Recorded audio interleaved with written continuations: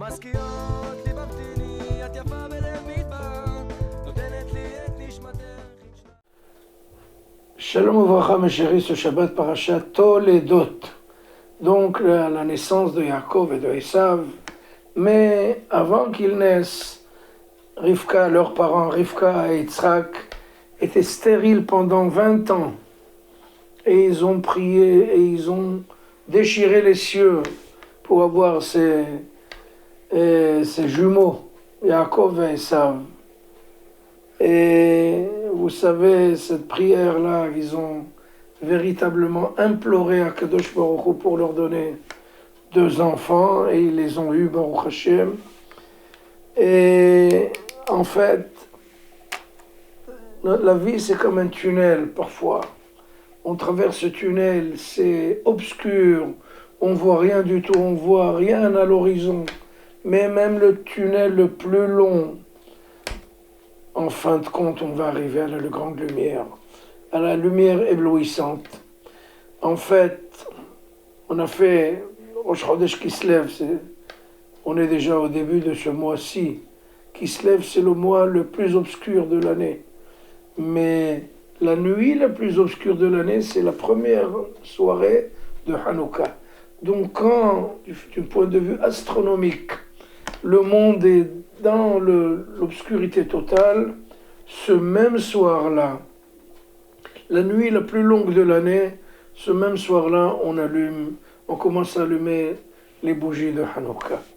Donc, même au bout d'une période la plus difficile, Bezrat Hashem, à l'horizon, on voit les bonnes nouvelles et la délivrance.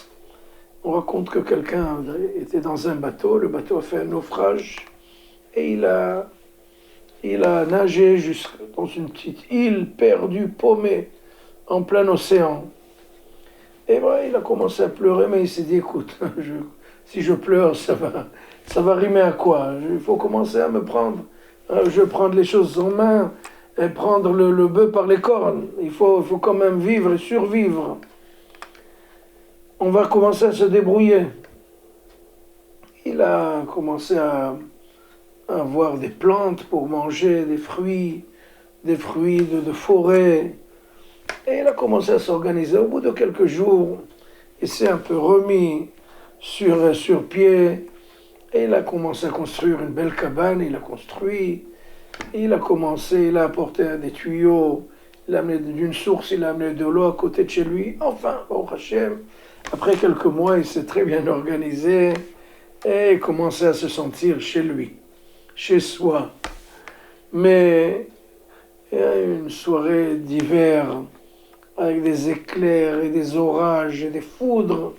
Et il y a eu une foudre qui lui a brûlé la maison. Ça l'a foudroyé, si on peut dire, à double sens.